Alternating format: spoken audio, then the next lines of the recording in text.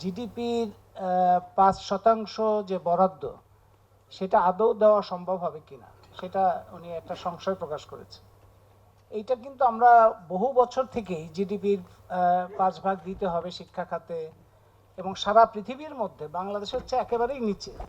শিক্ষা খাতে যে বরাদ্দ বাংলাদেশ হচ্ছে সবচাইতে নিচের দিকে, এমনকি দক্ষিণ এশিয়ার মধ্যেও নিচে। তো এইটা অনেকে বলেন যে বাংলাদেশে এত টাকা কোথায় পাবে, বাংলাদেশে টাকা নেই। আসলে শিক্ষা স্বাস্থ্য নিয়ে কথা বললেই তখন টাকা থাকে না, কিন্তু অন্যান্য খাতে হাজার হাজার কোটি টাকা কোথায় চলে যাচ্ছে সেটার কোনো খবর নাই।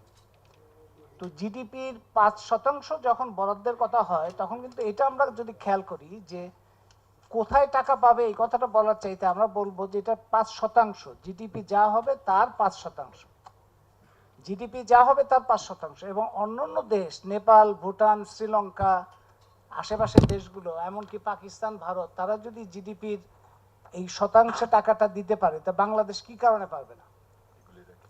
তাহলে সংশয়, ডক্টর মুস্তাফিজ বলছেন যে এটা আদৌ পারা যাবে কিনা। আমি এটা মনে করি যে পারা যাবে কিনা এই প্রশ্নটাই তোলা আসলে আমাদের ঠিক হবে না। আমাদের বলা উচিত যে এটা পারতে হবে এবং প্রথম অগ্রাধিকার হিসাবে থাকতে হবে।